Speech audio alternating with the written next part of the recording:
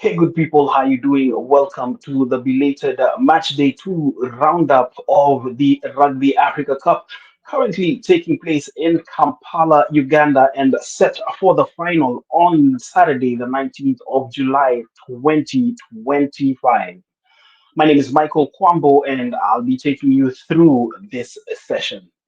Now, we've mentioned the date, Saturday, 19th July, 2025. Mark that date because that's when Namibia and Zimbabwe go head to head in Kampala for Africa's golden tickets to the 2027 Rugby World Cup. You see, Namibia are veterans of the global stage. They have represented Africa at every World Cup since 1999. And how did they make it to the final of this year's competition in Kampala? This is how they did it. They pulled off a 21-7 win over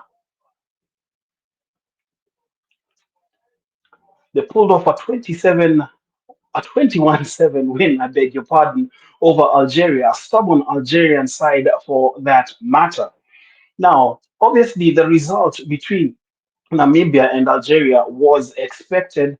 Um, that was the first semi-final. Second semi-final was a match between two of Africa's rugby powerhouses, Kenya and I beg your pardon, Kenya and Zimbabwe. And I must tell you that that match was an arm wrestle.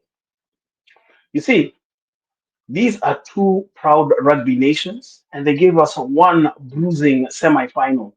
For 80 minutes, they went toe to toe. It was Zimbabwe who struck first, but Kenya were never too far off. And they even suffered the indignity of losing Griffin Chow to a yellow card midway through the first half. But at halftime, it was the Simbas leading the Zimbabweans by 18 points to 13. Come the second half, and Zimbabwe, well, they hit back with calm rugby. It was measured. The game management was on top. The kicking from Ian Pryor was clinical. They had the sheer hunger. They found their groove. They stretched their lead.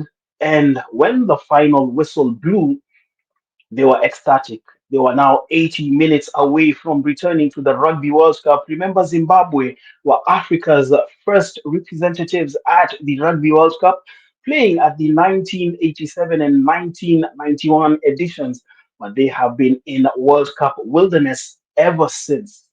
The back row warrior, Tinotenda Mavesera, led from the front, and it's no doubt, I mean, he was given man of the match.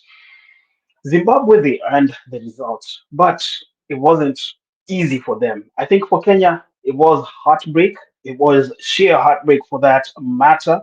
Um, Look, what we can say about the Kenyans is that, at least in my opinion, everybody's got their opinion as to how Kenya played. I'll give you mine, especially having viewed the fixture and how it turned out.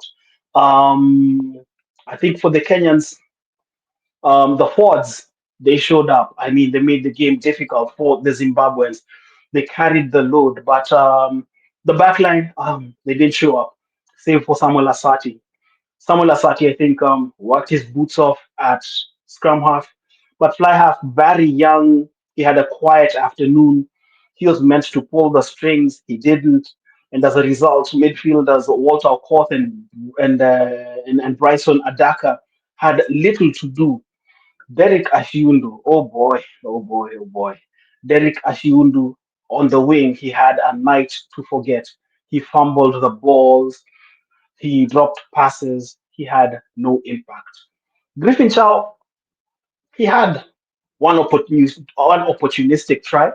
Kudos for that, but otherwise he was quiet.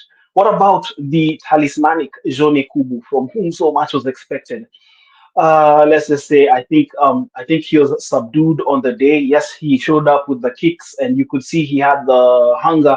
But this was not the Jone Kubu that we have become accustomed to. That's the brutal truth. And you know what? Let's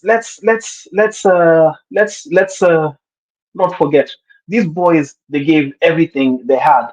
And I'm just gonna pull up a video here that we managed to shoot in Kampala that just shows you the devastation in the players' minds and hearts when the full-time whistle sounded in Kampala on Sunday, 13th of July 2025.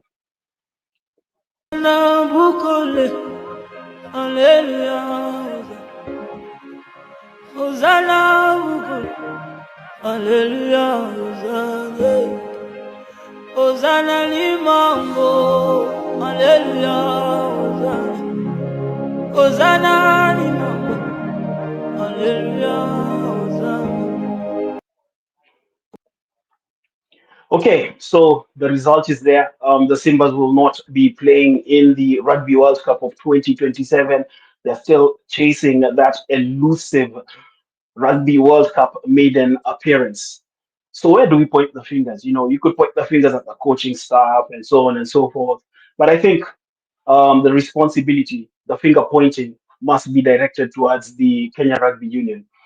I mean, you can't enter residential camp just a month before a major tournament and expect to challenge teams who've been planning for years. And when I say that with Namibia and Zimbabwe in mind. They've been meticulous, they've been intricate in the way they've been preparing themselves for this particular tournament, knowing the magnitude of the results. I mean, you win the Rugby Africa Cup in 2025 and you get to play in the Rugby World Cup of 2027. You finish second. You play against the second ranked team from Asia for a slot in the final qualification tournament, which will be held in Dubai later this year. And that's a more difficult route to the Rugby World Cup. Well, a lot of things, the chemistry, well, it was work in progress. There were no settled combinations. I mean, this was evidenced um, like once, particularly in the Simba's game against Zimbabwe, once the substitutions were made in the forwards with precious little to go, you could just sense that it killed the momentum. But again, I'm no tactical expert. I'm just a commentator. But again, there was no tactical fluency. You see, to compete at this level,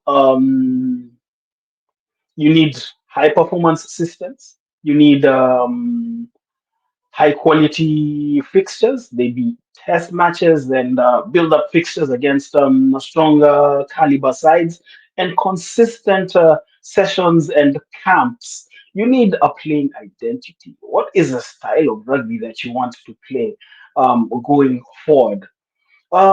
We've got 6 years until Rugby World Cup 20, 2031.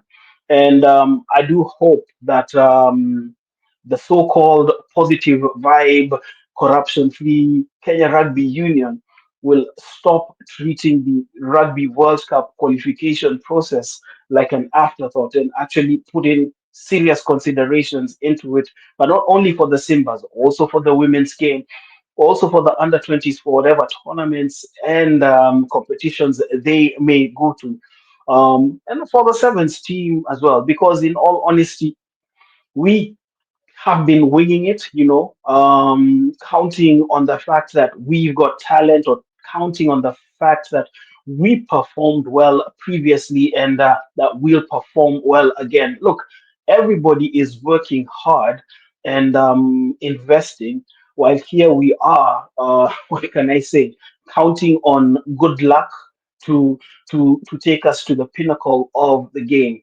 I mean, Kenya Rugby Union, there needs to be strategic planning, thoughts, whatever you may want to talk about it. Okay, enough of my diatribe there. Now, let's go back to the Rugby Africa Cup because that's what we're talking about. And let's start by talking about the final. It is Namibia versus Zimbabwe. It is an open fixture. Look, Namibia obviously have the upper hand by virtue of pedigree and experience. I mean, they've been to 7 previous World Cups, and Zimbabwe were last in the World Cup 34 years ago. They are looking to end that drought. And what can I say about the Zimbabwean side? It's not a pushover, this Zimbabwean side. They've got bite, they've got belief, and enough class to pull off an upset. I think that the kicking duel between Cleven Lobsa of Namibia and Ian Pryor of Zimbabwe will be one to watch. These are two generals in charge of their sides, two boots that could decide the outcome. Other names to keep an eye on for Namibia, there is Leroux Malan. And for those who may recall, Malan was injured rather horrifically during the 2023 Rugby World Cup when Namibia were playing against New Zealand. It's great to see him make a recovery, and it's great to see the US-based player, back in Namibian colors and looking to return to the World Cup. I think, give him kudos for that. Other players for Namibia who, excuse me, I think will have an impact include Wayne Conradie and the captain, Prince Hausen. There is power and pace in that loose trio.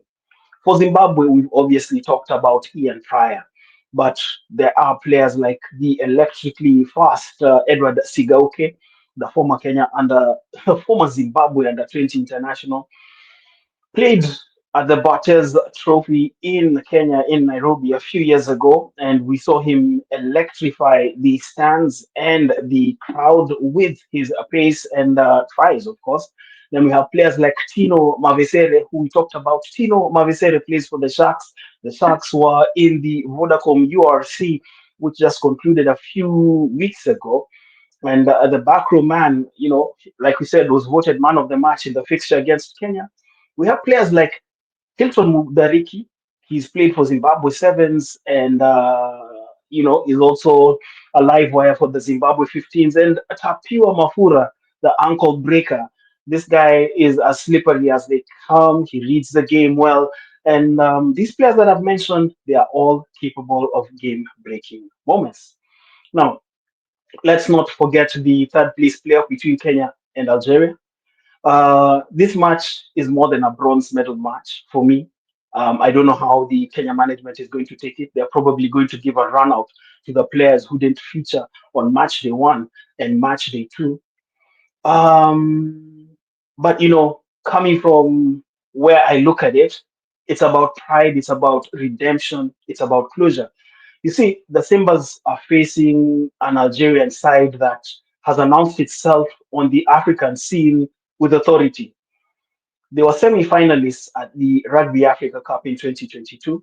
They were finalists in 2024, and they're back in the final four again in 2025.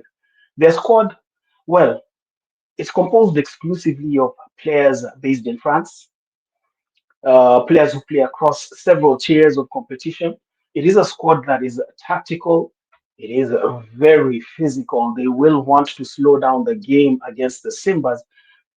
But most importantly, it's an unpredictable squad. Kenya edged them 36-33 in the 2022 semi-final, but in 2024, Algeria got the better of them and bounced off the Simbas in the semis. Now it's 2025, and look, this is a tiebreaker of sorts, an opportunity for Kenya to avenge last year's heartbreak and finish strong. But they have to be wary. This Algerian side did not go to Uganda for tourism, they went to Uganda to play. Now, Morocco and Senegal will clash for fifth place. How did Morocco get to that fifth place? I'm going to pull up this result. This is how Morocco got to fifth place. They defeated the hosts Uganda. And remember, Morocco returning to continental rugby after being out in the cold, they were serving a suspension from Rugby Africa. But the Moroccans, again, like the Algerians, have a lot of players who play their rugby in France, not necessarily first generation Frenchmen. These are players with Moroccan heritage, and they rally to represent the Moroccan national team. They defeated Uganda 24-12. That is what set up the fifth place final match against Senegal. Senegal's results, I'll be pulling them on the screen shortly. Senegal were also victorious in their semi-final, in their fifth place semi-final match. They were playing against Cote d'Ivoire, Ivory Coast in English, and the Senegalese, another team with a heavy sprinkling of players in France, defeated Ivory Coast by 28 points to 3. And that is how they set up that ranking match. Now, speaking of Uganda, the hosts find themselves in a high stakes seventh place playoff against Ivory Coast. This match is about salvaging pride. Look, you can't host a tournament, you can't be loud about it. You can't finish last in a tournament that you've organized, you've made noise about, and one where you said that you're very proud of your rugby pedigree. So Uganda, they will be playing Cote d'Ivoire in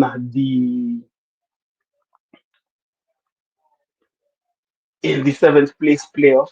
You know, obviously looking to avoid the wooden spoon.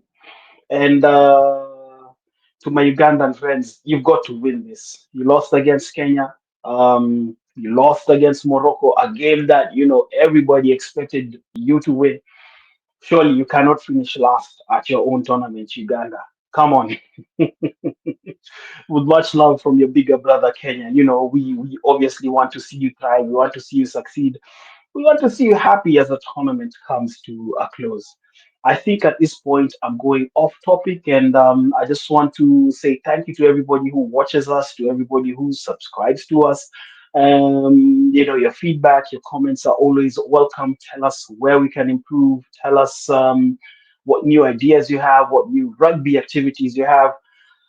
We will be reviewing the final of the Rugby Africa Cup next week. As we sign off, just want to give a special mention to our sponsors, La Villa Fitness. And you know what? Stay safe, stay fit, stay healthy. Catch you again next time on 254 Rugby. My name is Michael Kwambo. I'm out.